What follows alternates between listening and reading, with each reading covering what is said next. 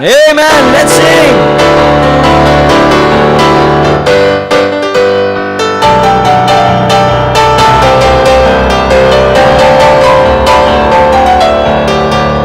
Have you read about the words of Jehovah, written by the prophets about the Messiah?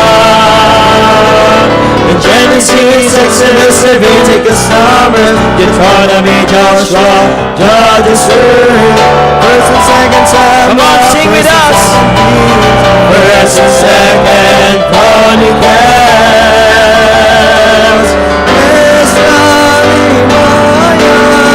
Esther, Job, Psalms and Proverbs, Ecclesiastes, Song of Solomon, Isaiah, Jeremiah, Lamentations,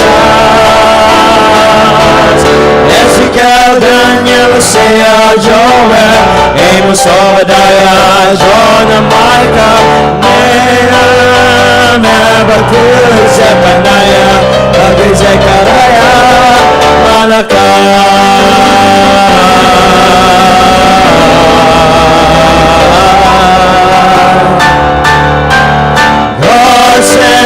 His love letter so that we can know Him better. In the New Testament now, in Matthew, Mark, Luke, John, Acts, and Romans, First and Second Corinthians, Galatians, Ephesians, Philippians, Colossians, First and Second Thessalonians, First and Second Timothy, Titus, Philemon, Hebrews, First and Second Peter, First, Second John, Jude, Revelation.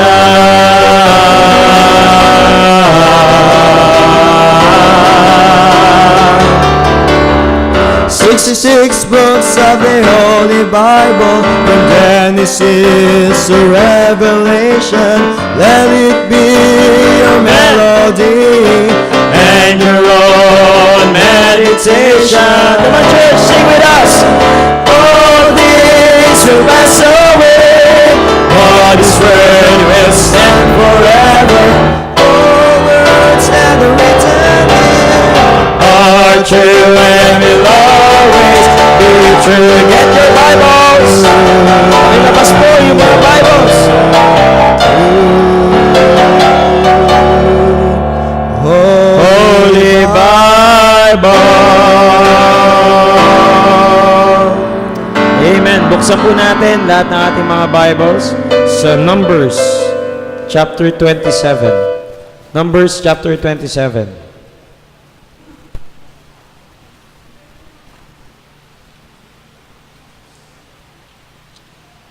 Sige po, Numbers chapter 27. Say amen kung nakita nyo na po. Amen. Okay.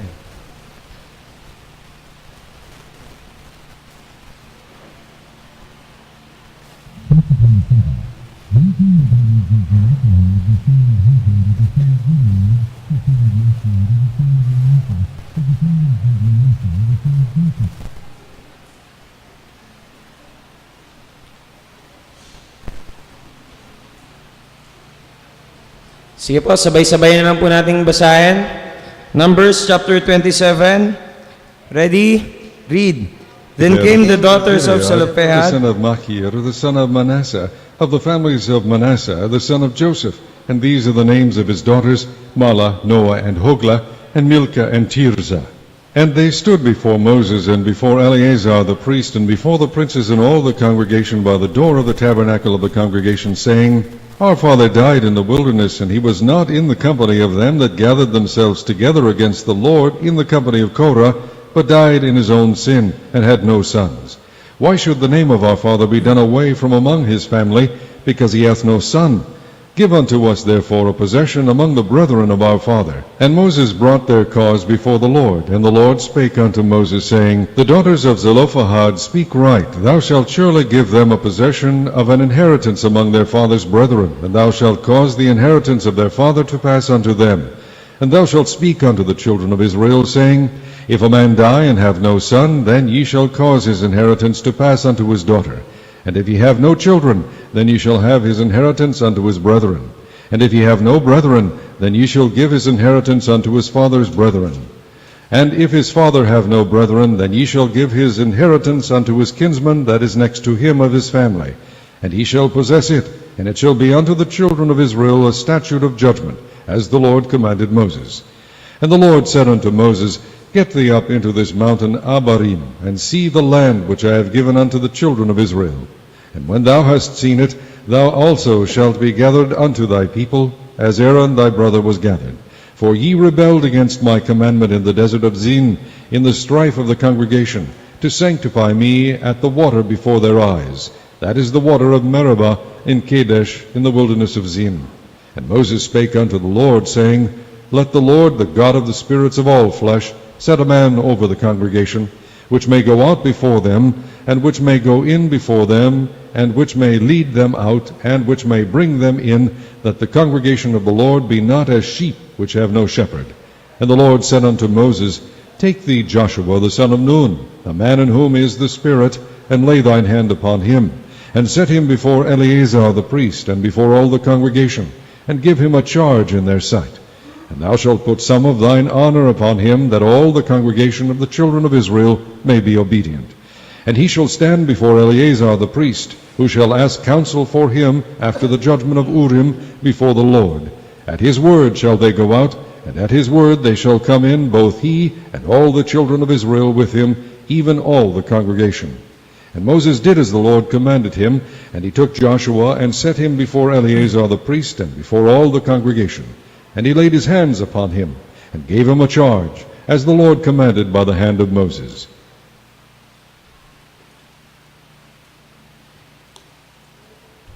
Let us pray. Ama namin Diyos, pinupuri ka namin, pinasasalamatan sa umagang ito, sa patuloy mong pagpatnubay, paggabay. Salamat po sa pribilehiyo na kami ay binigyan mo muli ng pagkakataon upang makarating sa iyong bahay-sambahan, upang ikaw ay purihin, sambahin at walatiin, Panginoon, sa araw na ito. Salamat po sa isang linggo, sa binigay mo sa aming pag-iingat. Salamat din po sa aming mga kapatid na pinagaling mo sa kanilang mga sakit. Dalayan ko rin, Panginoon, yung mga may sakit pa, haplusin mo na iyong mapagpalang kamay at patuloy ka gumawa ng kapangyarihan, Panginoon, upang pawiin yung sakit, ipalit ang sigla, kalakasan, kalusugan na nanggagaling sa iyo, O Diyos. Dalayan ko, O Diyos, yung aming mga kapatid sa pananampalataya, yung aming mga missionary pastor, yung mga member nila, Panginoon, paintulutan mo, Panginoon, na makaroon din sila ng pagkakataong katulad nito at gamitin mo ang bawat isa, Panginoon, upang humayo at panatilihing masigla yung kanilang gawain doon sa kaniya, Panginoon. Ikaw na rin po ang bahala sa aming pastor. Bigyan mo pagkakataon yung kanyang kalusugan, pawiin mo din yung sakit na nararamdaman, Panginoon, at panitilihin mo din siyang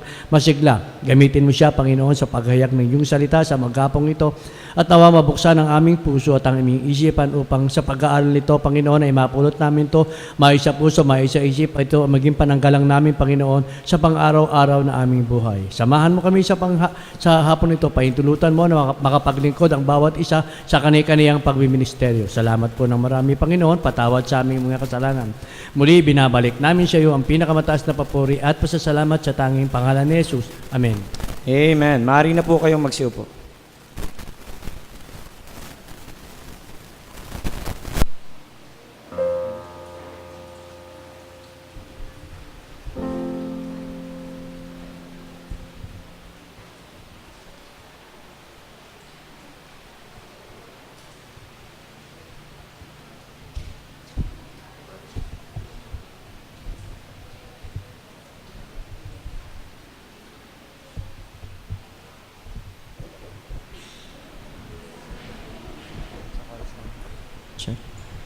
Happy morning po. Happy morning po. Happy morning po.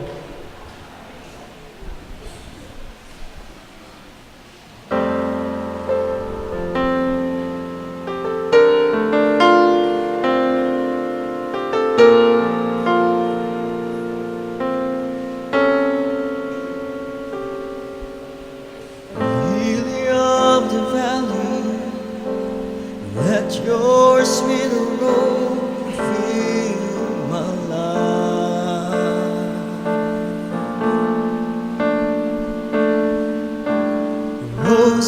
share and show me how to grow in beauty in God's sight.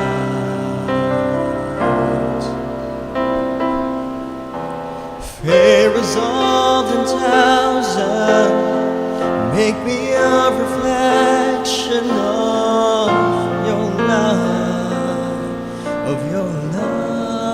I pray. These stars shining on me, let your love shine through me in the night.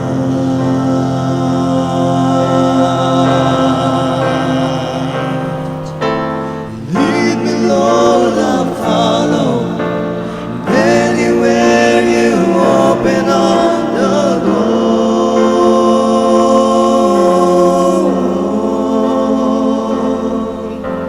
let your word speak through me. Show me what I've never seen before.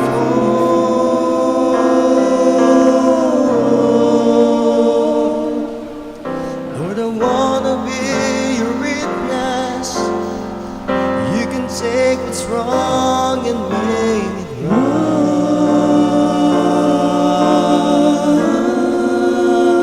right. These stars shining on me, let your love shine through me in the night.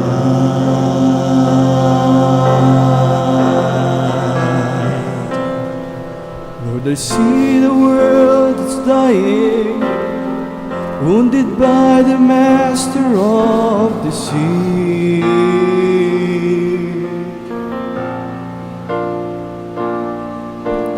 Groping in the darkness, how it grows to years surpass defeat.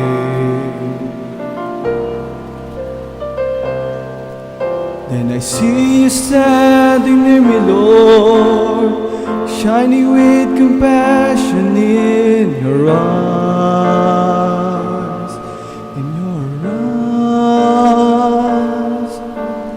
These stars shining on me, let your love shine through me in the night.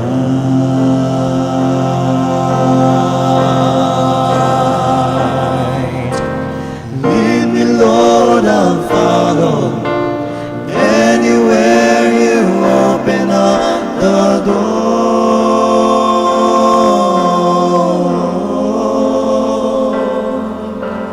let your word speak through me. Show me what I've never seen before.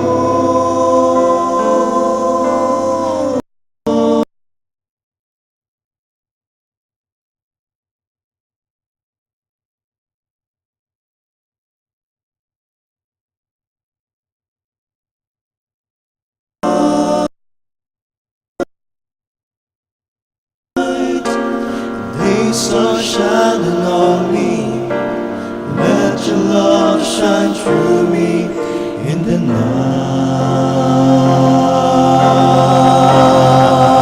night.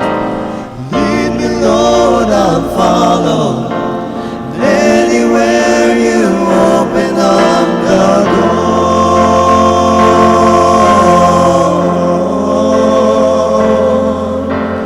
let your word speak through me. Show me what I've never seen before.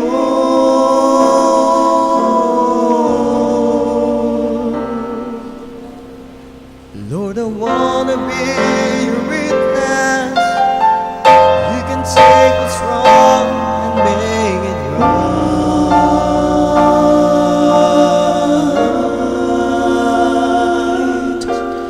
These stars shining on me, let your love shine through me in the night.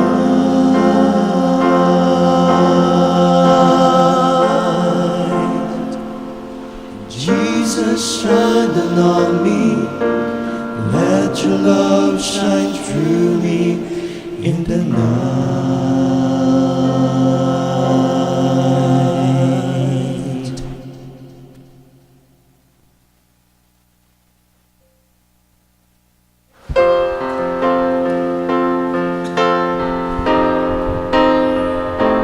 Amen. Magsitayo po tayong lahat. Magsitayo po tayo. Amen. Sino po ang ating sinasamba sa simbahan ito? Parang Mahina. parang walang buhay ah. Tulog pa, tulog. Oh, parang may kulang eh, no? Sige nga po, kuha nga po kayo ng kapartner nyo muna. Kuha kayo ng kapartner ninyo. Yan. Tapos batiin nyo po sila ng happy morning. Happy morning. Happy Kasama morning. po yung pagbati natin. Paano ba yun? Paano? Yan, ganito po. Sir Nico, liga rito. Ganito po ha. Yan. Happy morning! Yan. Okay, sige po. Batiin nyo nga po sila. Sabay-sabay po tayo. Ready? Happy morning! Ayun. Pambira. Yan, naging happy ba kayo? Naging happy medyo. naman po ba? Okay, sino po ang ating sinasamba ngayong umagang ito? The King of Kings and the Lord of Lords. Amen! Naniniwala pa po kayo sa miracle? Amen. Meron pong 3 susi para sa miracle. Number 1, 3 keys to miracle. Number 1, God is still the Amen. Lord. Sabi po sa Haggai chapter 2 verse 8, the silver is mine and the gold is mine, saith the Lord of hosts. Number 2, whenever I have a need, I plant a seed. Sabi po sa Corinthians chapter 9 verse 6, but this I say, he which soweth sparingly shall reap also sparingly, and he which soweth bountifully shall reap also bountifully. And number 3, today I rely on God's miracle. Ayon po sa Jeremiah chapter 33 verse 3, call unto me and I will answer thee and show thee great and mighty things which thou knowest not. What does it mean to be a member of Heritage Bible Baptist Church of Marilao? Number 1, that is servanthood. Number 2, pay up your tithes, first fruits, and offerings, and that is Obedience. obedience. Number 3, pick up your ministry, and that is Teamwork. teamwork. Number 4, cheer up your brothers and sisters, and that is encouragement. Number 5, back up your pastor and pastor's wife, and that is Loyalty. loyalty. Yan, may mga bagong mukha po tayo nakikita rito. Ayan, so sa mga bisita po natin, pwede po ba na pakitaas po yung mga kamay ninyo? Raise your Gusto po right. namin kayong i-recognize sa lahat po ng aming mga Amen. bisita. Amen! Palakpakan po natin sila. Amen! Ayan. Okay, so kamayan po natin sila. Puntahan. Kanta po natin ang ating awitin. Kaming lahat ay nagagalak na makasama ka sa pangalan ng Panginoong Yesus. Amen! Ang araw na ito, ang Diyos ang may likha, upang makilala ka at nang makapiling pa. Kaming lahat ay nagagalak na makasama ka sa Pangalan ng Panginoong Yesus. Ang araw na ito, ang Diyos ang may likha, upang makilala ka at nang Kapiling pa. Kaming lahat ay nagagalak na makasama ka sa pangalan ng Panginoong Yesus. Ang araw na ito, ang Diyos ang may likha, upang makilala ka. at na makapiling ka. Kaming lahat ay nagagalak na makasama ka. Sa pangalan ng Panginoong Yesus. Ang araw na ito, ang Diyos ang may likha, upang makilala ka at nang makapiling ka. Kaming lahat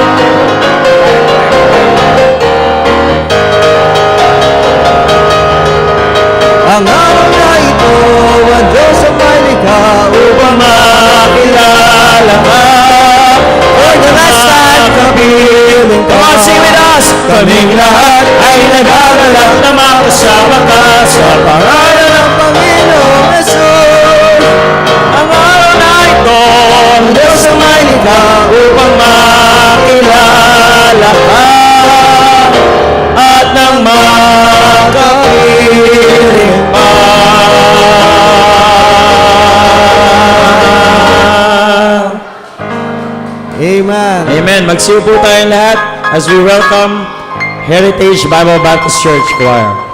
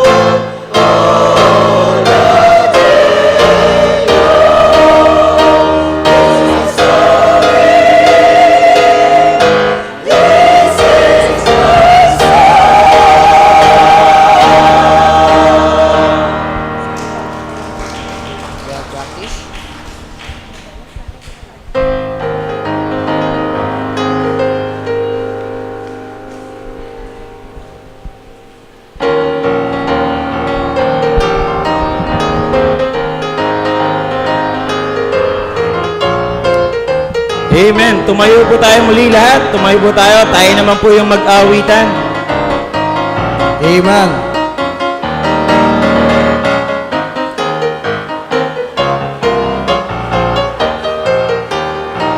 Handa na po ba kayong umawit? Wala pa. Church, handa na po ba kayong umawit para sa Panginoon? Amen. Amen. So, awitin po natin yung mga kantang aming prepare for this morning.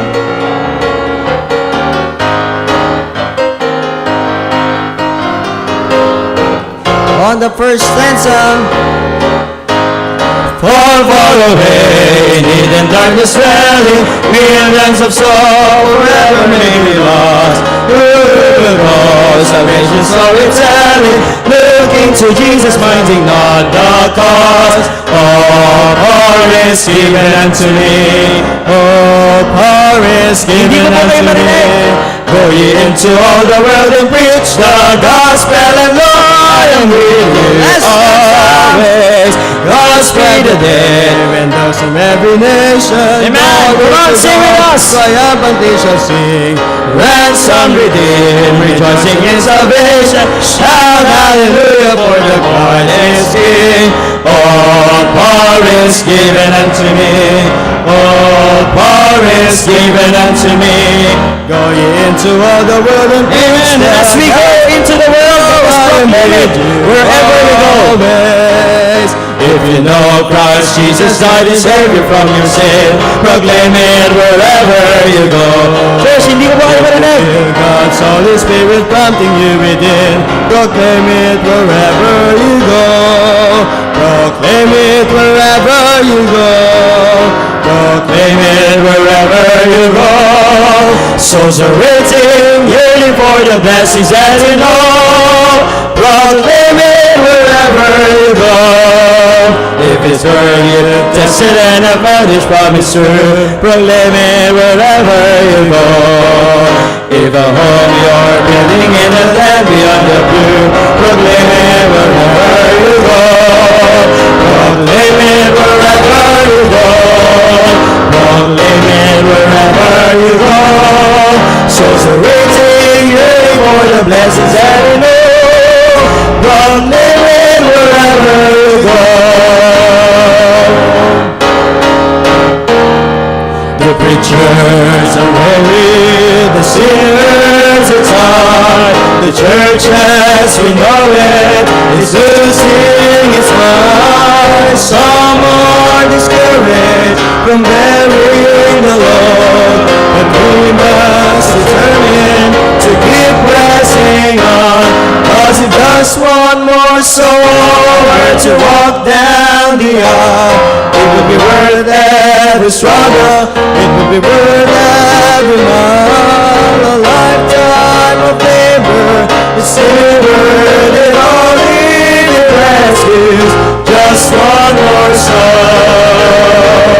Cause if just one more soul were to walk down the aisle, it would be worth every struggle, it would be worth every mile.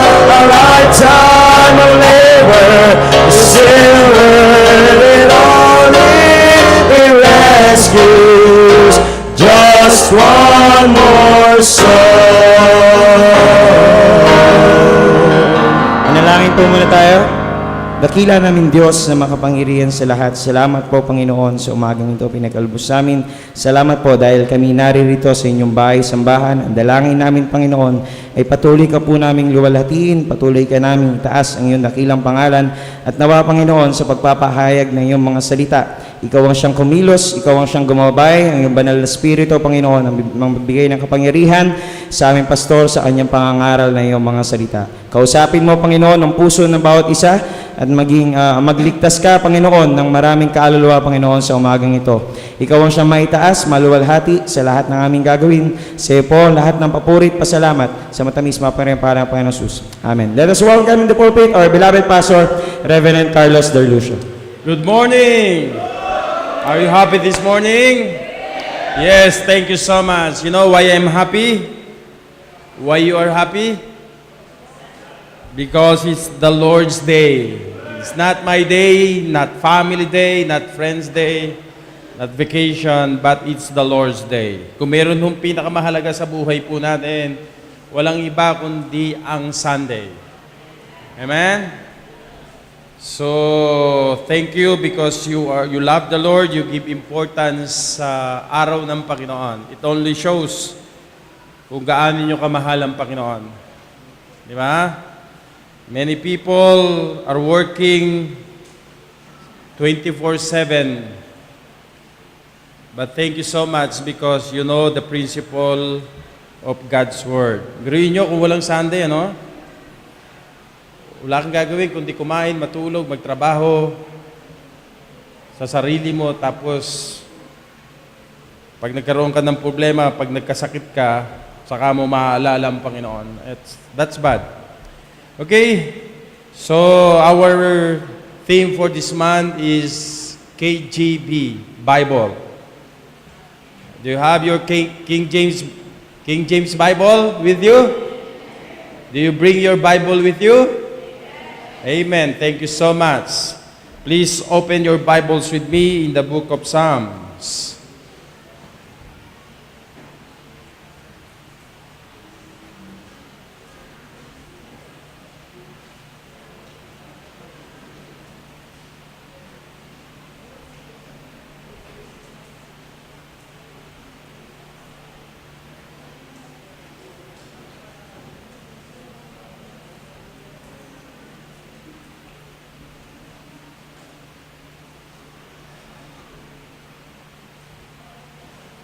Psalm chapter 19, please.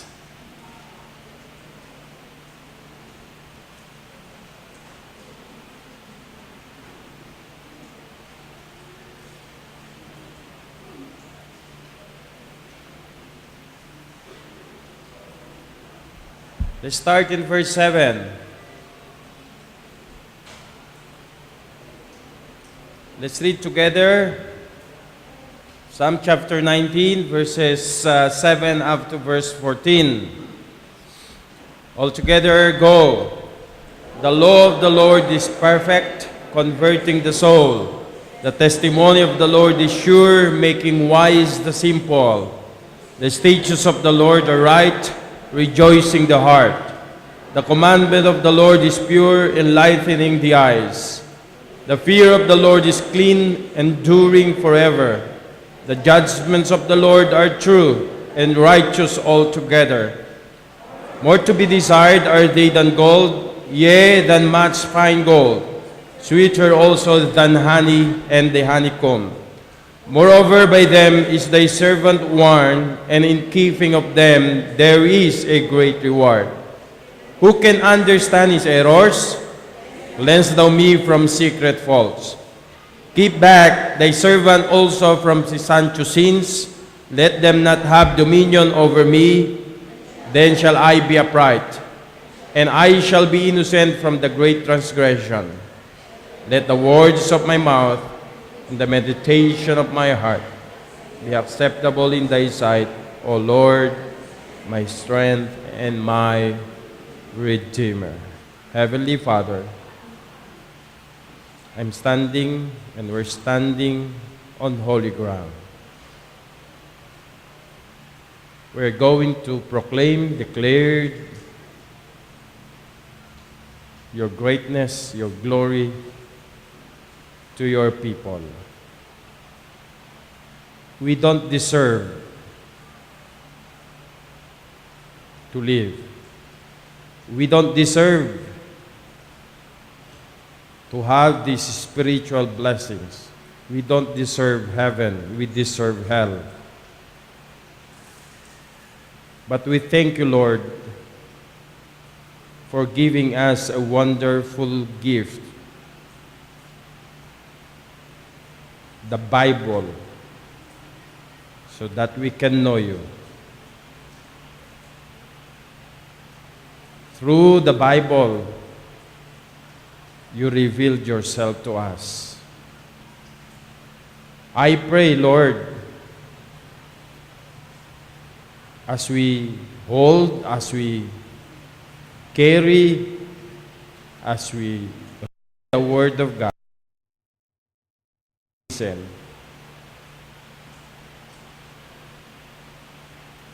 Help us, Lord, to fear thy name. Help us, Lord, to worship you in deep respect and reverence, because we are worshiping, proclaiming the holy name of God, the Holy Bible for your holy people. O God, I pray that you will open our hearts, as the psalmist says, let the words of my mouth and the meditation of my heart be acceptable unto thee. Lord, speak to us. We don't want to finish the service empty. Empty our lives so that you may fill us, Lord, with your presence. Because that is what we are longing for. That's why we are here. Grant the requests of your children through thy Spirit. In Jesus' name I pray. Amen. Please be seated. I entitled this message, God's Best Defense for the Scriptures. Sabi nga ng mga basketballista, the best offense or the best defense is the best offense. Amen? You know, in my early years ng aking Christian life, I got saved at the age of 17. Though, nung maliit pa ho kami, my grandfather brought us to the church. Pero until such time na ako'y graduate sa high school, I'm sitting at the back. The Lord convicted me that I am a sinner. I need to come to the Lord. Ang hirap pong lumapit sa Panginoon. Kasi halo na yung hiya mo. Pero kung talagang ikaw ay tinatawag ng Panginoon at talagang ikaw ay nais maligtas, aalisin mo yung mga kahiyan, lalapit ka sa Panginoon. And April 21, 1985, I came forward and I opened my heart to the Lord, believe Him as my personal and Savior, and I accepted Him through prayer into my heart. Since that day, I started loving and longing the Word of God. Sabi ko nga ho sa inyo, at the age of 17, very few ang Bible, very expensive ang Bible. Hindi wala akong basta-basta nagbibigay ng Bible.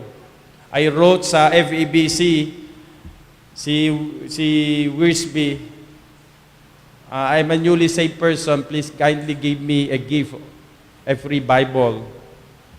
So, ang kapal no, no? Binigyan ho niya ako ng Bible. And from cover to cover, at the age of 17, I read the Bible throughout. I never absent myself in the church.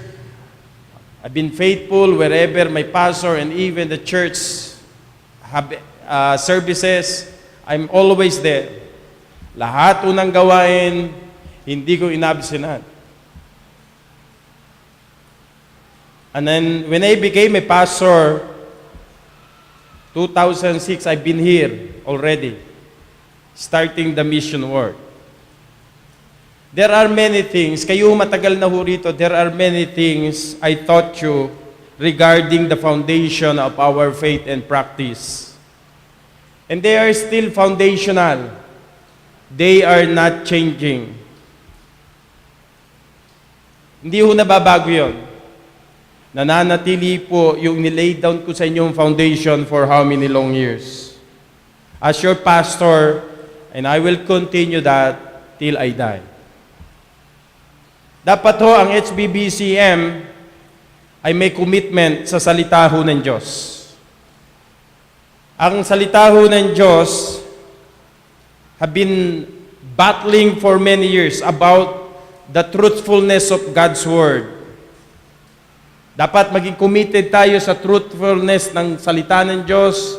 Dapat maging priority natin ang salita ng Diyos.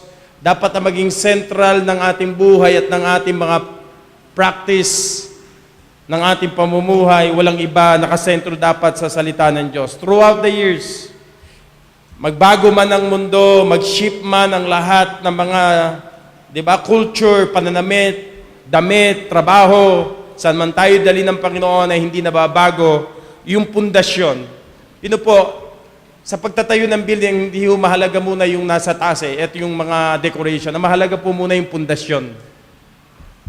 Sapagkat yun po ang magsasaysay kung gaano katatagal. Hindi ho yung matagal ka ng taon sa church o bilang isang Kristiyano, pero yung pundasyon ng mga pinaniniwalaan mo at pininindigan mo, hanggang ngayon hindi nakalay down. At I don't want to pastor you for how many long years na hindi ho kayo natututo at wala ho tayong natututunan. Sapagkat yun lamang po ang aking pag-asa na alam ko na sa kabila ng lahat na mangyayari sa inyo, mananatili kayo matatag. So obviously, throughout even thousand of years, ang salita ng Diyos ay patuloy na nakikidigma, nakikibaka, para po idepende niya ang katotohanan, ang inspiration, ang inerrancy, ang inspiration ng salita po ng Diyos. Diba? Yung mga nagdaang mga taon, the Bible has been questioned. Is the Bible the Word of God? Is the Bible true? Is the Bible inspired? Is there many translation na yun ay salita ba ng Diyos? As time passed by, nagbabago ho yun. Sa panahon natin ngayon, marami mga tao, and charismatic is known for that there are many revelations. God does not only speak only in the Bible alone. There are many still revelations na nire-reveal ng Panginoon para ang tao ay kausapin po ng Panginoon. Pero naniniwala tayo that the Bible is already complete. All the revelation from the past and even from the present and even from the future is already there. So, what I want to tell you this morning, meron ho tayong Bible, Scripture, Holy Word of God, ng kaisa-isang buhay at totoong Diyos, na siya ho ang katotohanan, siya ho ang source ng lahat ng katotohanan, na magko-convict sa ating mga kasalanan, na magbibigay ng babala sa mga darating na paghukom, na magliligtas sa mga makasalanan, maglilinis at magpo-purify ng ating buhay, magmamature sa ating pananampalataya at higit sa lahat, magbibigay ng pag-asa sa walang hanggan na kalawalatian na hinihintay sa pagbabalik ng kanyang anak. So, it has been attacked about the veracity, about the inerrancy, about the inspiration, about the truthfulness of the Word of God. So this morning, I want to talk to you about God's best defense for the Scripture. Let's begin in Psalm chapter 19. Actually, mga kapatid, kung meron nung pinakagusto ko sa lahat na maging collection ko ay mga old Not the new one, kundi yung mga old Bibles na gusto kong maging compilation sa buhay ko. Because the Bible is complete. Diba? At maraming mga tao, believe that the Bible is not enough. You need psychology book, you need how to have a happy marriage books, and so on and so forth. Pero kung talaga humamahalin natin, ipamumuhay natin ang salita ng Diyos, the Bible is enough para ayusin ang ating marriage, ayusin ang ating buhay, ayusin ang ating gobyerno, ayusin ang ating korte, ayusin ang lahat. So, in the book of Psalm chapter 19, makikita niyo po rito ang sinabi ng Panginoon. In the book of Psalm chapter 19, look at that. The law of the Lord is perfect, converting the soul. The testimony of the Lord is sure, making wise the simple. So, Pastor, bakit binasa natin ang 7 up to verse 14, pero what happened from verses 1 up to verse 6 ng Psalm chapter 19? What can you say about verses 1 to 6 ng Psalm chapter 19? Actually, Psalm chapter 19, 1 to 6 is also God's revelation. Ibig sabihin po, from the past, ang Diyos ho cannot be known. Hindi ho natin makikilala. Kaya mga unang-unang panahon pa, wala pa po ang si Magellan, wala pa hong Roman Catholicism. Ang Pilipinas po, ang sinasamba ho nila ay pagano. Yung mga anito sinasamba ng mga ninunuho natin Diba? And the Spaniard brought to us the religion of Catholicism. They never brought to us Christianity. They brought to us a religion, the Roman Catholicism. Pero kung susuriin nyo pong maigi talaga yung history ng Pilipinas, hindi ho talaga tayo Roman Catholic. Pagano ho tayo, mga anito ho tayo. Sa dami-dami ho ng lahing sumako po sa atin, kaya ho minsan ugali ng Pilipino, talaga hong iba-iba. Di ba? May Inchek, di ba? May Malay, may Kastila, may Amerikano. Kaya ho, halo-halo na ho ang itsura nating lahat. Pati ho ugali. Kopya nating lahat. At napakalaki po ng impluensya ng religion. Now, to tell you honestly, hindi ho kailanman makikilala ng Diyos, ng tao ang Diyos without His revelation. Yung kanyang kapahayagan. Because God is a Spirit. How can we know Him? So ang Diyos ang gumawa ng paraan to reveal Himself to man or to mankind. At una hong revelation niya from verses 1 to 6. Paano niya pinakilala? Paano niya ipinahayag? Paano niya i-manifest ang sarili niya? So from verses 1 to 6 ng Psalm chapter 19, sabi po ng Bible, the heavens declare the glory of God, and the firmament sheweth His what? Handiwork. Ang tawag po riyan ay tinatawag ho nating unwritten revelation. Ni-reveal ng Diyos, ipinahayag ng Diyos ang kanyang sarili sa pamamagitan ng kanyang mga nilalang. Through nature, through creation. Sabi ng verse 1, ang mga kalangitan ay nagpapahayag ng Diyos. The heavens declares the glory of God. At ang sabi ng Bible, lahat ng iyon ay nagpapahayag na iyon ay gawa ng kanyang mga kamay. Verse 2, day unto day uttereth speech, and night unto night sheweth knowledge. Biruin nyo, araw-araw na ginawa ng Diyos, gabi-gabing natutulog ka, sabi ng Panginoon, He revealeth knowledge. So walang speech, walang words, walang lumabas na salita sa galing sa puso mo na hindi ang Diyos ang nagbigay niyan sa'yo. At ang sabi ng Bible, there is no speech nor language where their voice is not heard. Verse 14, their line is gone out throughout the earth. You see that? And the words to the end of the world, in them that He set a tabernacle for the sun. Imagine that. Sabi ng Bible, sabi ng Panginoon, naglagay ho siya ng tent o ng tabernacles sa araw. Ano ibig sabihin po nun? Ibig po sabihin, kung titingnan niyo po ang araw, sisikat siya at lulubog siya, na araw na ginawa ng Diyos, yun yung nagpapatunay na mayroong Diyos, nagpapatunay na may lumikha ng lahat ng bagay, mayroong nagpasimula at mayroong magbibigay ng wakas ng lahat ng bagay. So God declares His gloriousness, God declares His majesty through His creation. Lahat ay gawa ng kanyang mga kamay.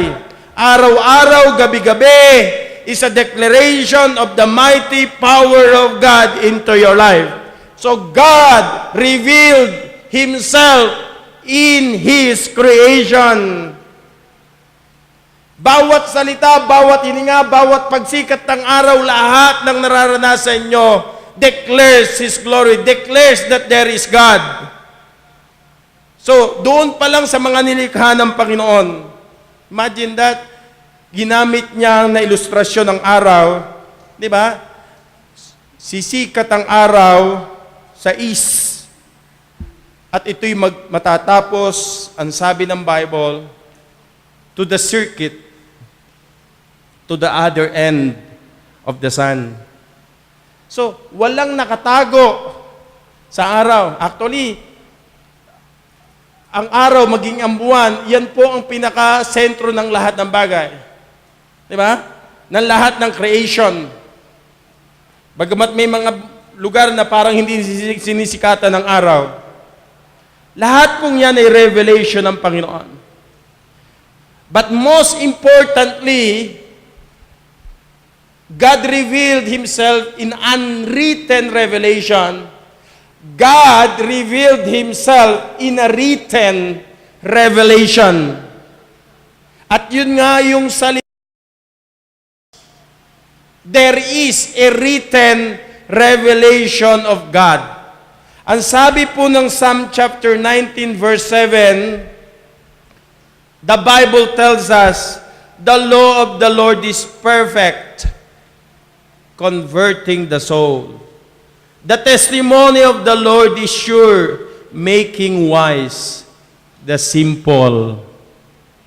Now, let's just study the Word of God this morning. Okay? One by one, let us see the component of Psalm chapter 19, 7 to 14. Hindi ko pinapromise sa inyo matatapos nating lahat. 6 times. Look at this. Isa-isahin po natin. Ano po? Let's examine the scripture. Okay? 6 times.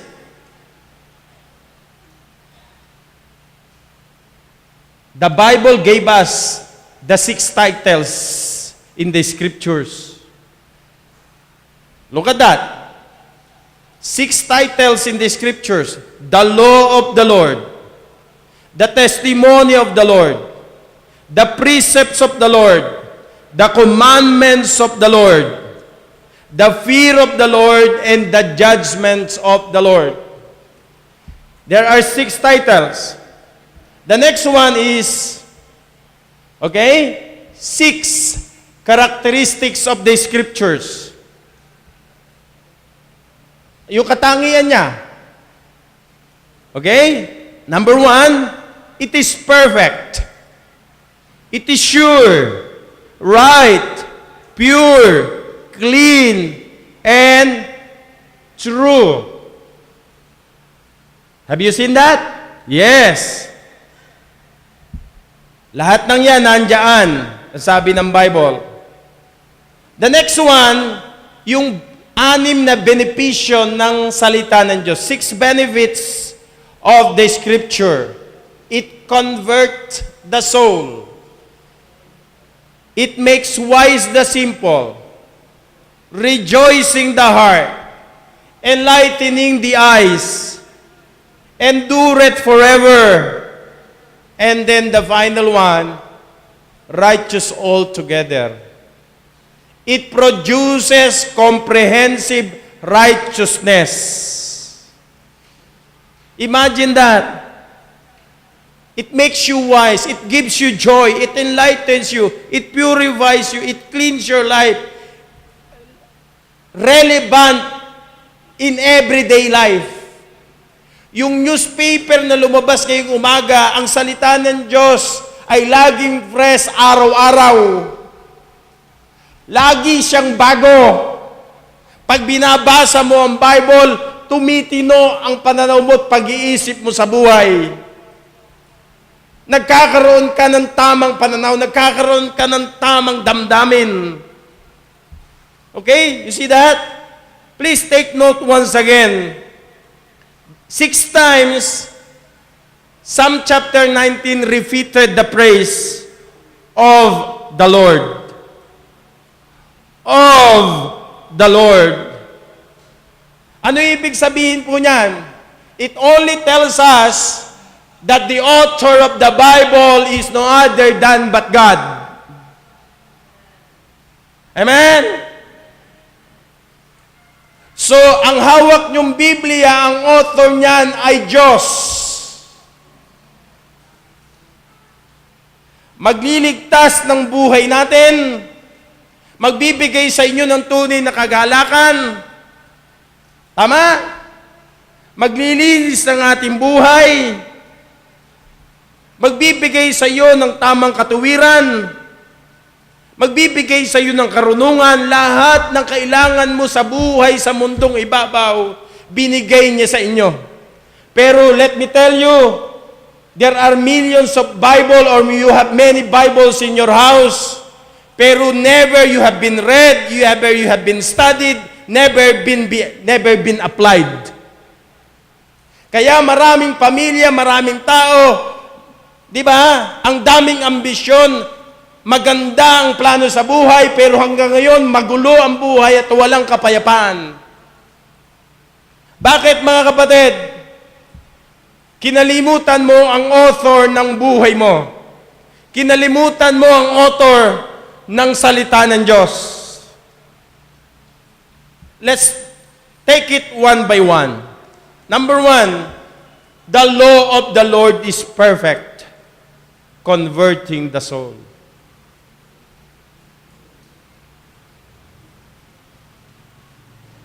The law of the Lord is perfect. So, ang salita ng Diyos tinawag na law. Ang tawag po rin ay Torah. Okay? Tinatawag po yan ng mga Hudyong Torah. The Bible was called the divine law, the divine teaching, the divine instruction. So pag sinabi nating law, it means teaching. So it means, mga kapatid, if the law is your Torah, the law is your instruction, the law is your teaching, ibig sabihin, ang Diyos nagbibigay sa atin ng instruction. God is giving instruction to His creature. And that is your divine instruction. Relative to man's life and conduct. Kailangan ho ninyo ang instruction ng salita ng Diyos.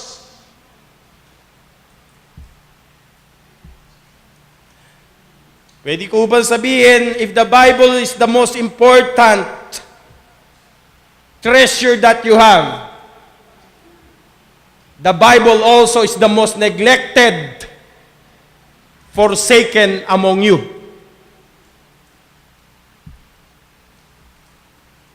How you treated your Bible is how you treated your God.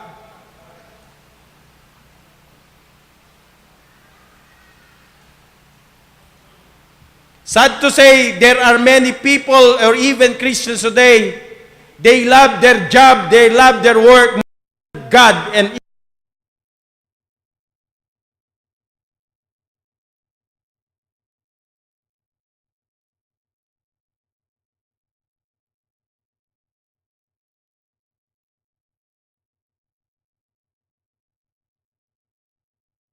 source of treasure. If the Bible is the only source of joy and hope and glory, then you cannot find any satisfaction, contentment, and happiness and satisfaction in this world, no matter what you get and no matter how you live. Listen, church. God has given you a divine instruction how you are going to live and how you are going to conduct your life.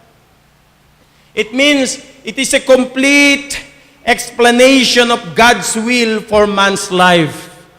So kung gusto mong malaman ang kalooban, plano, layunin ng Diyos sa buhay mo, it is in the Bible.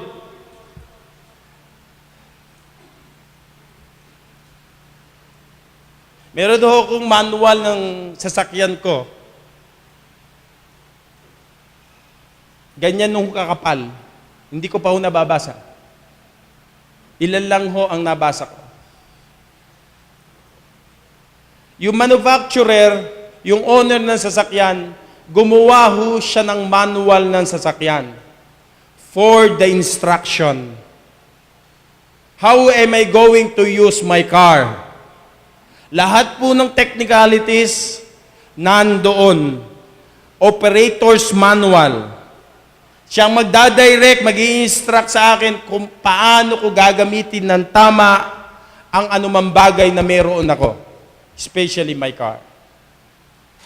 Church, the Bible is the manufacturer's manual for the proper operation of humanity. It is God's instruction for you and me how you are going to live. The Bible is God's law for man's life. The author of the Bible is no other than but God. Here is the manual of your life. Kumpleto ho siya. When you need joy, when you need happiness, when you need fulfillment, when you need God's will, when you need everything, it is in this book. You cannot find it in America, you cannot find it in your boss, you cannot find it in the school, you cannot find it anywhere. You can only find it in the Bible. It will instruct you how you are going to live, how you are going to die, what will happen to you today, tomorrow, and even for the future. The Bible knows it all.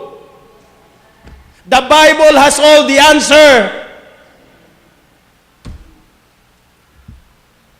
But sad to say, have you read the manual of life?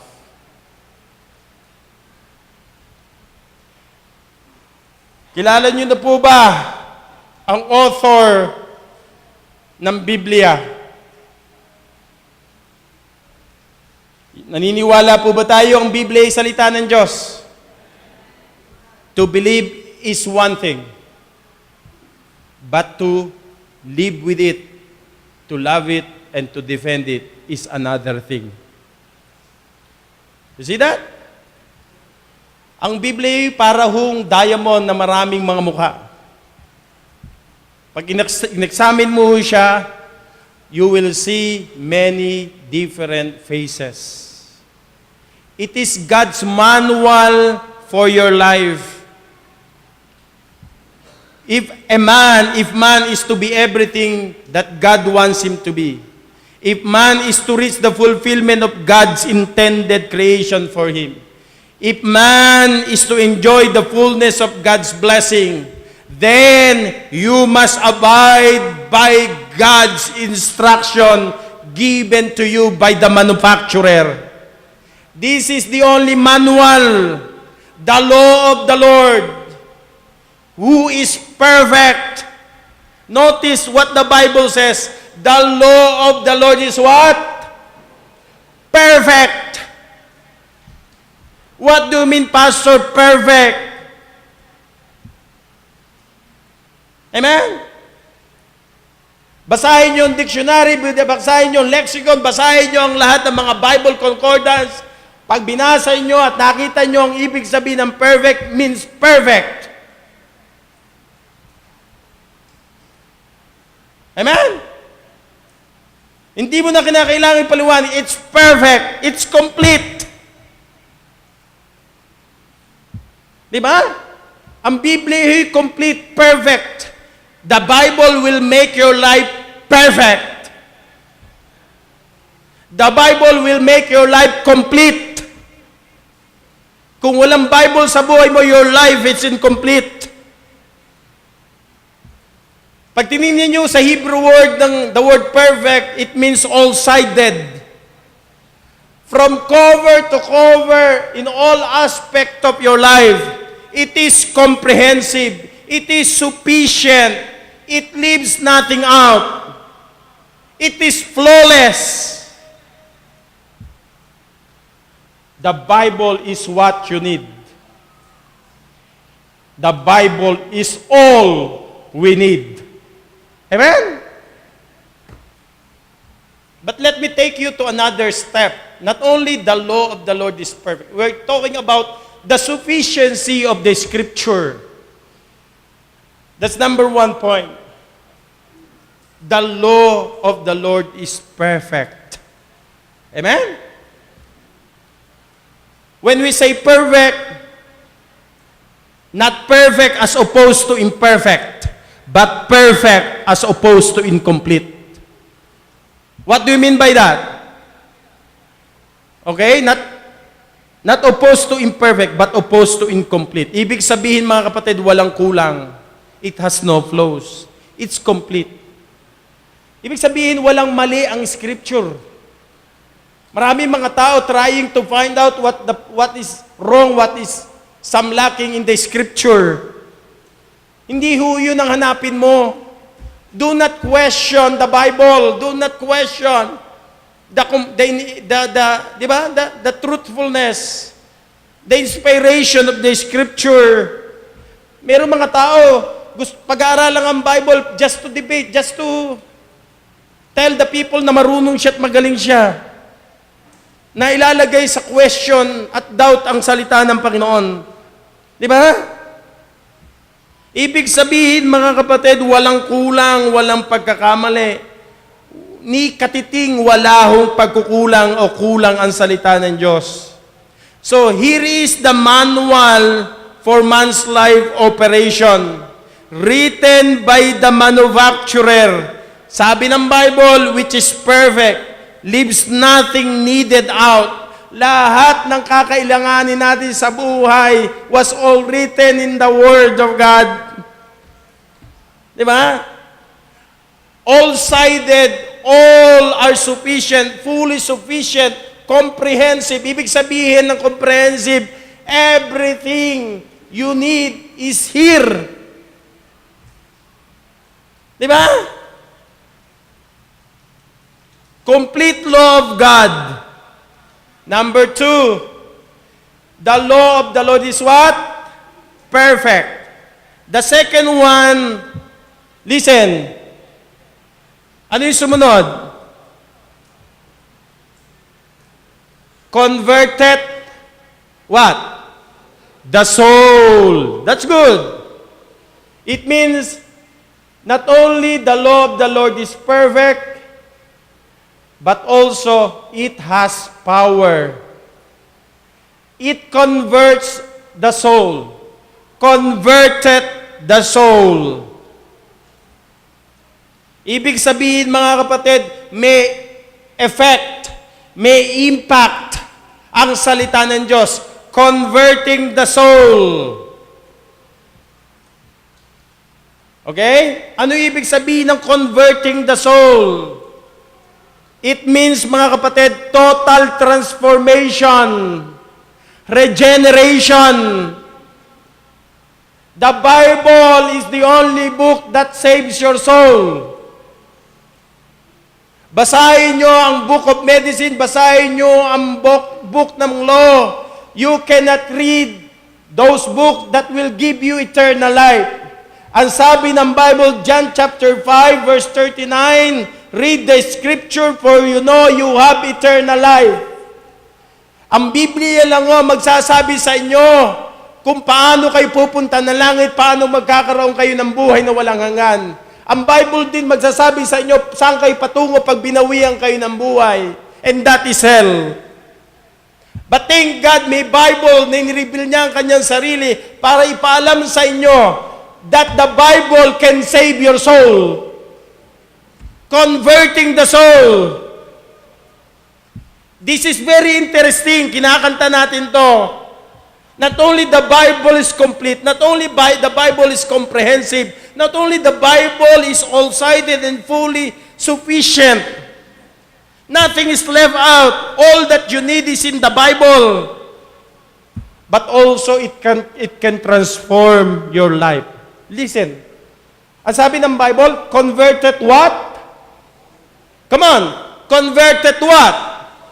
The soul.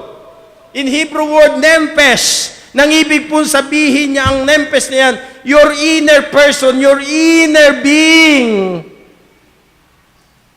Yung totoong pagkatao mo, yung kaluluwa ng tao. Imagine that, Salamat sapagkat mayroong Diyos na nireveal niya ang kasarili niya sa pamagitan ng salita ng Panginoon. The law of the Lord, the scripture, the Bible, is sufficient. Sufficient in all my wants, in all my needs. Not only that, it has the power to transform my whole being. Alam nyo, bago ako numalit ko sa iyang pipolo ko, galit ako sa Diyos. Pag namatay ako, hindi ko alam pupunta ng langit. Bakit mahirap ang buhay? Bakit may injustice lahat? Hindi ko maanoy ho yun. Pero mga kapatid, nung maligtas ako, it totally transformed my whole being. And it should start in knowing God.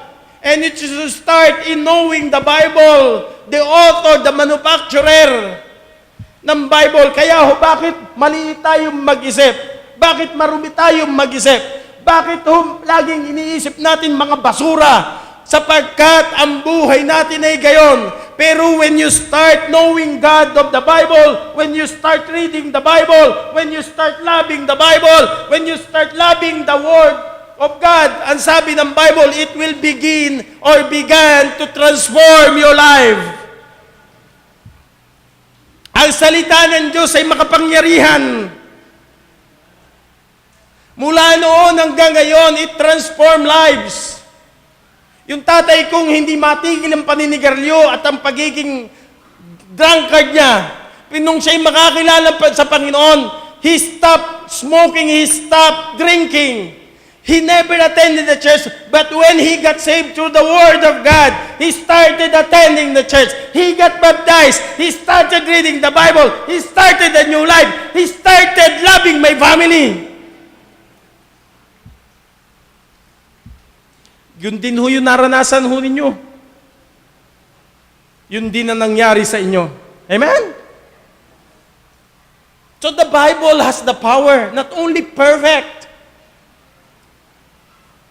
Gusto mo talaga maging maayos ang buhay? Hindi mo matatagpuan sa asawa mo yan.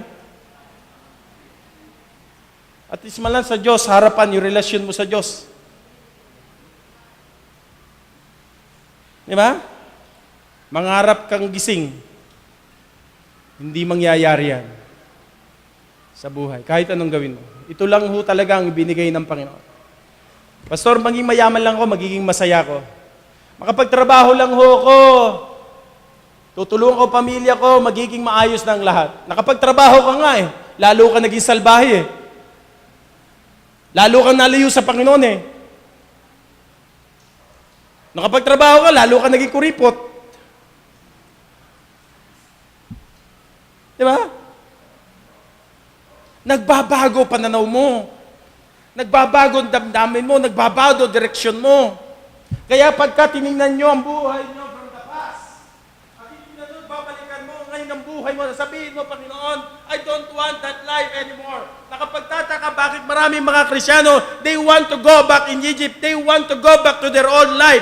Ang buhay mo noon, basura, ang buhay mo noon, walang direksyon, ang buhay mo noon, walang Diyos, ang buhay mo noon, walang kasiglahan. Why not continue serving and loving the Lord? It has power. Hindi ko kasi po pwede dito lang. Dapat sumuot mula doon sa kaibuturan ng pagkatao mo ang salita ng Diyos.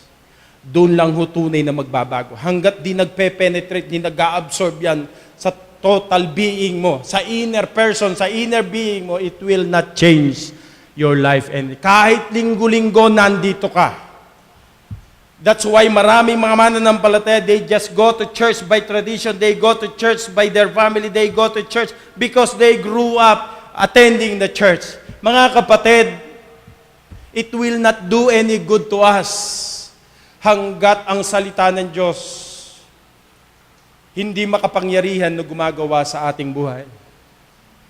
The Bible will not do any good to you without the power in it. Any iPhone, iPad, any new edition you have, without power is useless. You need to recharge your life again in the Word of God. Sabi nga, ang Facebook, pag may mensahe, binabasa. Ang Bible, ang daming mensahe, ayaw mong basahin. True? Yes. Kamusta na ang kaloob-looban ng pagkatao mo? Baka para kang Nietzsche pinturado, maganda sa labas, pero sa loob ay bulok.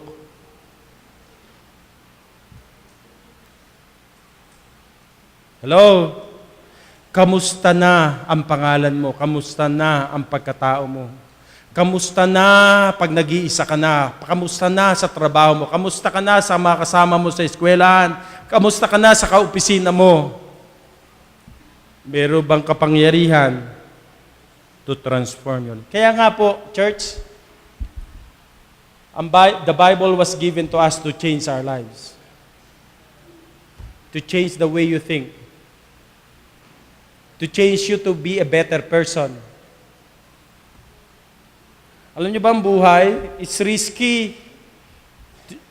People don't want to change because it's so risky. Di ba? Pag gusto mo ng pagbabago, marami kang aalisin kasi. Marami kang tatanggalin. Pero sabi ng Panginoon, pag inalis ng Diyos yan, mayroong mas magandang kapalit yan. Di ba?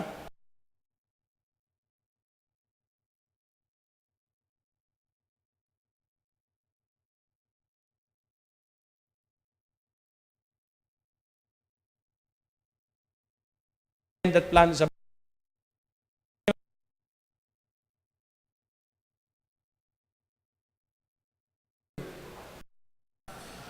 Di ba? Sayang ang ganda mo. Sayang ang ganda ng lalaki mo. Ngayon ay ubas ka. So pagka nagkamali ka, magiging pasas ka. Di ba? Huwag mo sayangin yan. Ang ganda-ganda ng buhay. Di ba? Kamusta na po kayo sa likod ng simbahan? Kamusta na po ang pagkatao po ninyo? Baka ho narito kayo, buo kayo physically, pero yung pagkatao nyo durug-durug. Di ba? Huwag naman. Mayroong Bible para buuin ang buhay. May Bible para buuin ang pamilya. Are you with me? As far as God is concerned, gusto ng Diyos na ang buhay mo'y maging masaya at maging maganda. But it cannot change. It cannot transform. It will not do any good without the power in it. It converts the soul. Okay? Remember in 1 Thessalonians chapter 2, verse 13? You see that?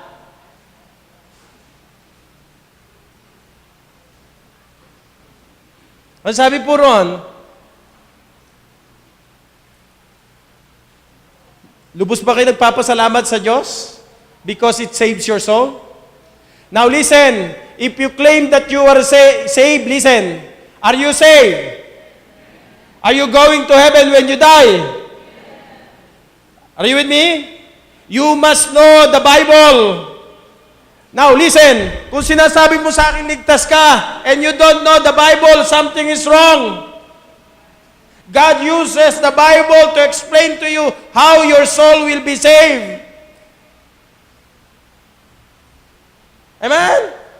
Ang sabi ng Bible, for this cause also thank we God, without ceasing. Why? Because when ye receive what? The Word of God, the Bible. Ang sabi ng Panginoon, which ye have heard of us, receive it not as the word of men, but as it is in truth, that the Word of God which effectually worketh also in you what? That believe. Naniwala ka ba't sumampalataya kay Jesus Christ? Ang sabi ng Bible, effectually worketh in you. The word effectually, it means it energizes you. It gives you energy to go on. Kaya kahit marami kang problema, kahit anong nangyayari sa'yo, it does not make you sad. It does not make you mad. It does not make you cold. It does not make you to stop. It will continue because the Word of God is working powerfully into your life. Actually, ito lang. Kamusta na ang buhay natin? Punong-puno ho ba ng kapangyarihan? Punong-puno ho ba ng energy? Punong-puno ho ba ng perfection? O punong-puno ng pagkukulang at kasalanan? Okay? 2 Timothy chapter 3 verse 15.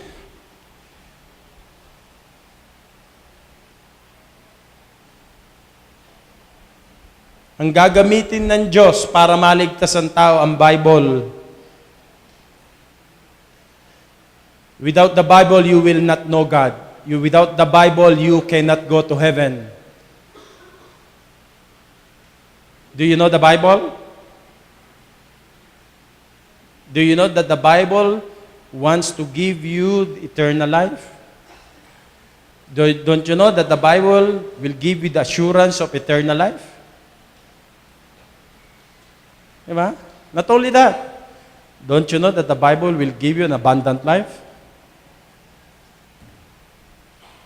Perfect life. There is no perfect life without a perfect God in your life. No, you cannot do that. It convert the soul. It able to save. It able to transform. It able to convert. 2 Timothy chapter 3 verse 15. Please kindly help me. Pakibasa nga po. And out from what? And that from a child, thou hast known the holy scriptures, which are able to make thee wise unto salvation, through faith which is in Christ Jesus. Naalala niyo po yung nanay ni Timothy na sumulat ng 2 Timothy? Siya yung nagpastoral sa young pastor. Di ba?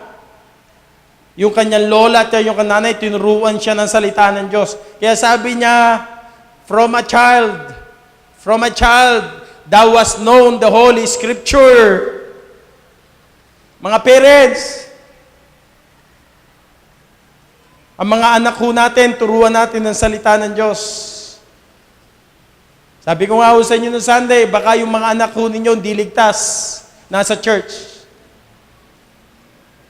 Sabi niya, nalaman nyo ang salita ng Diyos, the Holy Scriptures. Ano? That will make you wise unto salvation. So dapat yung mga anak nyo, alam nila paano sila naligtas sa pamagitan ng salita ng Diyos. At ang sabi ng banal na kasulatan, how? Through faith which is in Christ Jesus. Hindi maliligtas ang tao sa pamagitan ng kanyang mabuting gawa. Hindi maliligtas ang tao sa pamagitan ng kanyang religion. Di ba? Maliligtas ang tao sa pamagitan ng kanyang pananampalataya sa Panginoong Hesus sa sinasabi ng salita ng Panginoon. You see that? Hebrews chapter 4, 12 and 13. Hebrews chapter 4, 12 and 13. Holy Scripture, sacred Scripture. So the Bible is holy. Diba? It's perfect. Because the author, the manufacturer is God. Kaya po pag may mali sa Bible, it is not perfect. Pag may kulang sa Bible, it is not holy word of God. So do not question the Bible. Amen? Bakit ang King James kulang? Huwag mong tanungin yan.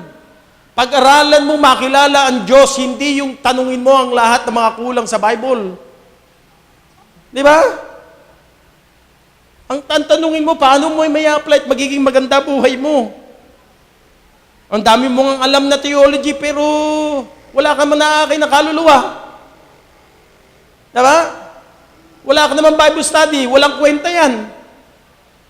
Walang nababaptize, so walang kwenta yan. Diba? Doctrine is good, but we need to prove in many fruits. Hebrews chapter 4, 12 and 13. So it can redeem you, it can regenerate you, it can restore you. For the word of God is what? Quick. Ibig sabihin, alive. Buhay ho ang salita ng Diyos. Sa mga bisita po namin ngayong umaga, hindi ko ho kayo kilala, but I know the Spirit of God is working into your life. Someone is telling you today, you are not saved, you need to be saved today. You need to put your faith in the Lord Jesus Christ. Hindi ko alam ang buhay niyo, hindi ko kilala. Pero alam ng Diyos at alam ng salita ng Diyos sapagkat ang salita ng Diyos ay buhay, makapangyarihan, and sharper than any two-edged sword. At ang sabi ng Bible, piercing even to the dividing asunder of the soul and spirit, and of joints and marrow, and is discerner of the thoughts and intents of the heart. You know that? That's how powerful the Word of God is. It is alive. Kaya yung isip mo, yung himaymay, di ba? Suluk-sulukan ng buhay mo, kinakailangan linisin, ayusin ang salita ng Diyos. If the Bible cannot transform you, if the Bible cannot change you, who will? Are you listening? No one. Kasi binigay na ng Diyos ang perfect na salita ng Diyos sa buhay mo. Binigay na ng Diyos ang kapangyarihan, ang salita ng Diyos sa buhay mo. That's why maraming mga Christian ngayon ang powerless, cold, lukewarm. Okay na nga sanang cold eh. Minsan lukewarm pa, indifferent. Yun ay sinusuko ng Diyos. Kaya sabi ng Panginoon, either you are cold or what? Hot. Pero yung lukewarm, sabi ng Panginoon, I will spit you out from my mouth. Ayaw ng Diyos na hindi ka maintindihan. Kung malamig ka, magpakalamig ka. Pero kung mainit ka, magpakainit ka. Hindi yung di ka maintindihan. Indifferent ka. Di ba? Okay lang yung different eh. Pero yung indifferent, ang pagkakaiba lang ng INN. Pero ibang-iba ho yun. Di ba? Ang salamat sapagkat may Biblia, sabi ng Panginoon, hindi kami tumigil ng pasasalamat sa Diyos. Bakit? Mayroong salita ng Diyos na nagligtas sa amin. Mayroong salita ng Diyos na nagbigay ng buhay sa amin. Mayroong salita ng Diyos na nagbibigay ng kapangyarihan sa amin. Mayroong salita ng Diyos na bumabasa ng pag-iisip, bumabasa ng aming mga puso, bumabasa ng aming mga motibo. Kaya kapag nagbabasa ka ng Bible, minamahal mo ang salita ng Diyos. Pag binuksan mo siya at pumasok sa inner being mo, sa kaluluwa mo, hindi po pwedeng lalabas ka ng bahay, hindi pwedeng lalabas ka ng simbahan, hindi ka nagbago. Na kapag hindi nagbabago buhay, may problema tayo. Hindi soul, hindi inner being. Dito lang siya. Dito lang siya. Verse 13 ng Hebrews chapter 4. How I wish makita kong magulo buhay, magulo pamilya, punong-puno ng kasalanan, punong-puno ng bisyo nung makakilala kayo sa Panginoon. Mas magpapasalamat kayo, naligtas kayo at nakakilala kayo sa mga, naging miyembro kayo ng simbahan. How I wish na makarinig at makakita ko na mas maraming mga Kristiyanong gumagawa ng makapangyarihan ng salita ng Diyos sa kanilang mga buhay. Ang ginagamit ng salita ng Diyos, ng Espiritu, ang salita ng Diyos para tayo makarinig at makakilala sa Panginoon at makapangyarihan gumawa sa buhay natin. Verse 13, neither is there any creature that are not manifest in His sight, but all things are naked and open unto the eyes of Him with whom we have to do. Buriin mo, kahit nakadamit ka, sabi ng Panginoon, hubad ka. Kahit itago mo yan sa dilim, kahit walang nakakaalam niyan, sabi ng Panginoon, hubad ka sa harapan ko. Walang bagay na hindi ko alam. Lahat ng bagay na ginagawa mo, kilalang-kilala kita. Kaya ang Bible, scary siya. Kasi ang Bible hindi magsisinungaling sa'yo.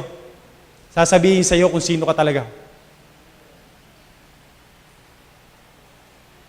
Ano talaga pagkatao mo? Di ba? Walang sino man daw hong nilalang na hindi nag-manifest sa kanyang paningin. Lahat ay hubad, lahat ay bukas sa paningin ng Panginoon. Yun ang salita ng Diyos. Di ba? Kaya, huwag ka nang, nahihiya ako eh.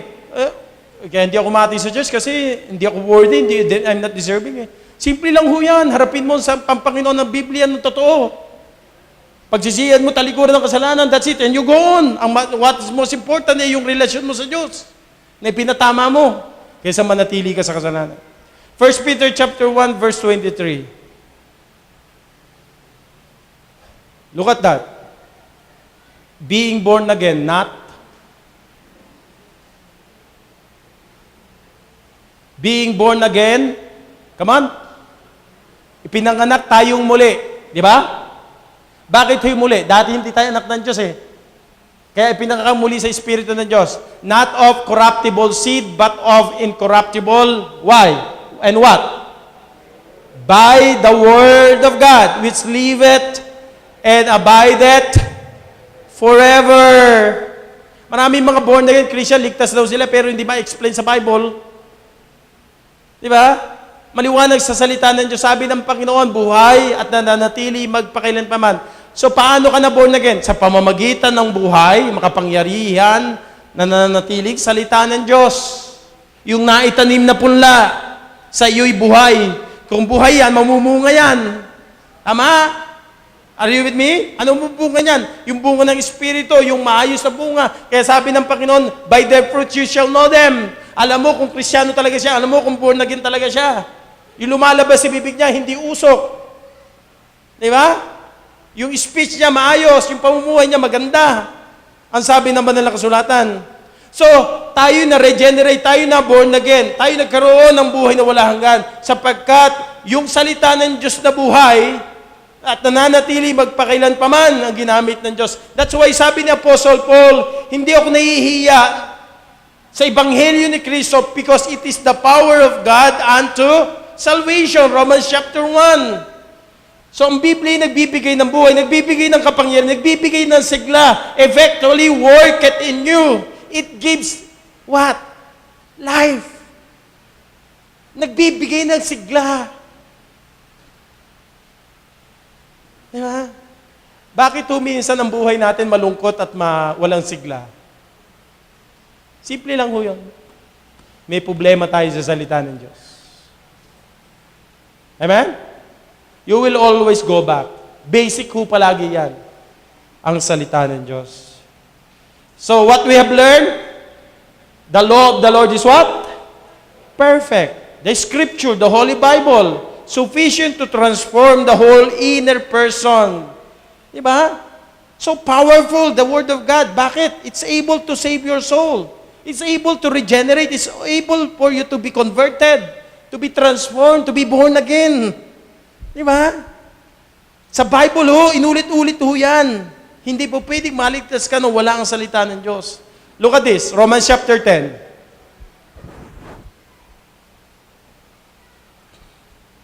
Let me give you an illustration in the book of Romans chapter 10.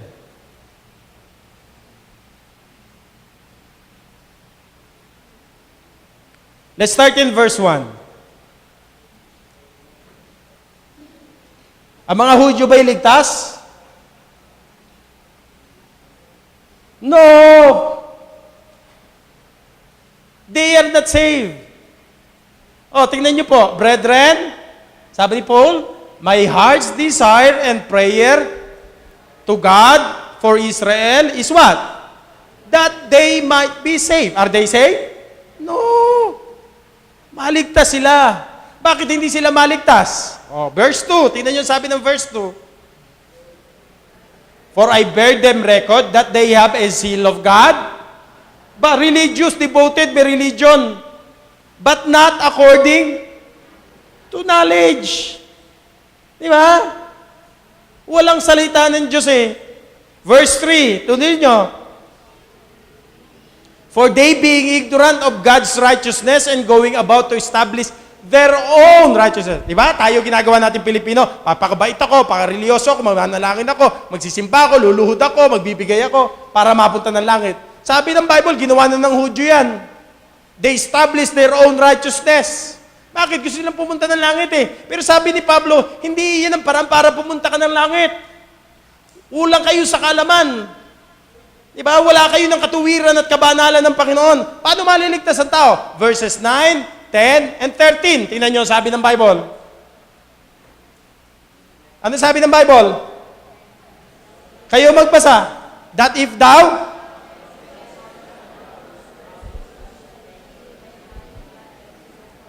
shalt be saved. Verse 10.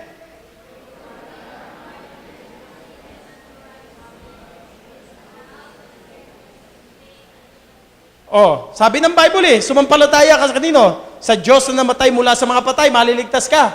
Anong gagawin mo ngayon? Verse 13. Oh, sabi ng Panginoon, pag sumampalataya, tumawag ka sa Kanya. Whosoever shall call upon the name of what? The Lord shall be saved. Ano sabi ng verse 14? Paano ka tatawag kung hindi mo siya kilala? Tignan niyo, sabi ng Bible, in whom they have not believed, and how shall they believe in Him? Of whom they have not heard, and how shall they hear without a preacher? Diba? Imposibleng maligtas kang walang Bible. Imposibleng maligtas kang walang nangaral sa iyo. Imposibleng naligtas kang walang salita ng Diyos. Kailangan mong malaman, kailangan mong marinig. Kaya ang sabi ng verse 17, tingnan yung sabi ng Romans 10:17. Faith, so then faith cometh by hearing, and hearing by what? By what? The Word of God. Ito ho, ang salita ng Diyos sa buhay. Ang tanong ko sa inyo mga kapatid, the Word of God is so sufficient. It is perfect. Di ba? Complete. Manual ng buhay natin. Ito ba nagpapatakbo ng buhay natin o buhay mo lang? Ang sarili mong pag-iisip at mundo? O yung Diyos na umakda ng Biblia? Kaya madadapa ka, mahihilahod ka, kahit anong gawin mo sa buhay, please, makamtan mo man ang buong yaman ng buong sanglibutan. Pastor, I'm not trying to get rich. I'm not trying to get all the riches of the world. O sige, kalahati na lang. O 5% na lang. O 1% na lang. Kung mapapahamak naman ang aking kaluluwa, walang halaga ang lahat ng bagay. Sa Espanya ho, sa outreach natin, sinisiris namin ng Book of Ecclesiastes. Nasa chapter 5 na ho kami. Next week, pag-uusapan namin, sabi ni Solomon, gumawa siya ng kanyang kaharian at kayamanan at nagpatayo siya ng bahay niya, malaki pa sa buong Pilipinas. Ang inihigaan niya'y ginto, pero sabi niya, lahat ng bagay walang kabuluhan. Bakit? Wala kasing Diyos sa buhay niya. Ito ang mag-perfect ng buhay mo. Ito ang magsasatisfy ng buhay mo.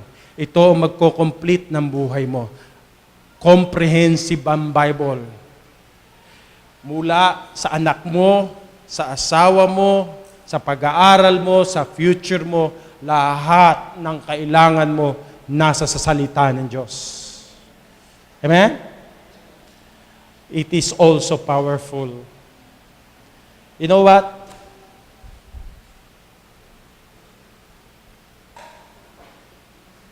I'm asking myself and asking you today,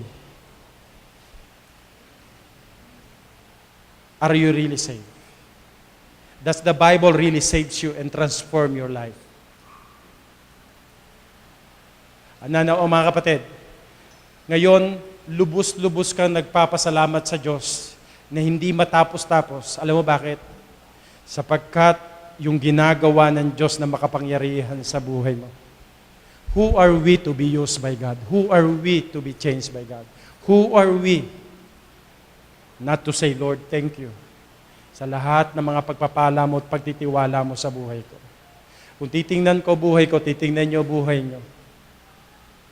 I will not be back again. I will continue till I die. And I will serve the Lord. Amen? Will you? The Bible is sufficient. Balik ko kay mamayang hapon, 3:00. I'll continue that. Tumayo po tayong lahat.